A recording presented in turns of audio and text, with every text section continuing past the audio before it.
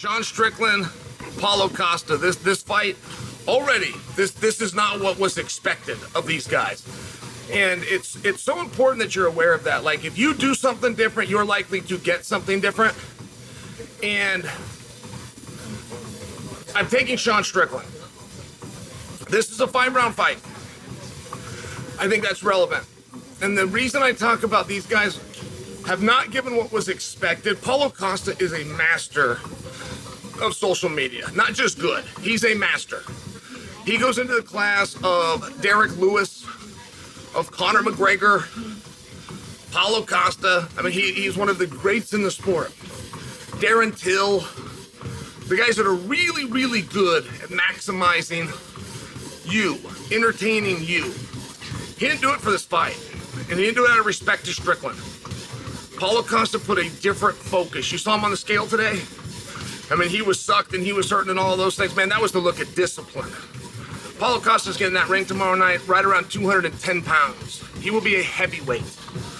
Sean Strickland. Paulo Costa, by the way, he packed up, he took this camp to Vegas. He took it to the PI, which is a little bit awkward because Sean Strickland does some training at the PI, and I don't really know how they work the schedule so they don't run into each other. If I was ever to pick up and go somewhere, it just wouldn't be where my opponent is at. I don't have an opinion on it. I'm just sharing with you. It is an interesting detail. And why did he go? Did he go for a new facility? Did he go for new training partners and new coaches? I don't think so. I think he brought his coaches. I think there was some level of distraction in Brazil outside of training, and Paulo was so disciplined and dedicated to his career that he removed himself from that environment. And I think that's awesome.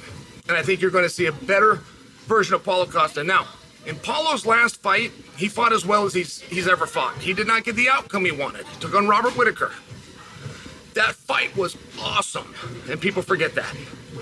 But the organization didn't forget it. Dana didn't forget it. There's a reason that even on a loss, Paulo is a co-main event. And Sean Strickland also coming off a loss. But a lot of people thought he won. He's ranked number 1. He wanted to be number 1 contender. He didn't care about that belt when he had it, and now all he can think about is getting that belt back. And he's angry. He's angry with the promotion. There is a game out there. There's politics out there. Dana White doesn't hide from this. Dana White will call it the game. He actually coined the phrase talking about Nick Diaz. But he said, you know, if Nick would just this much, a quote by Dana, if he just this much would play the game. And I only share that because Sean's not playing it.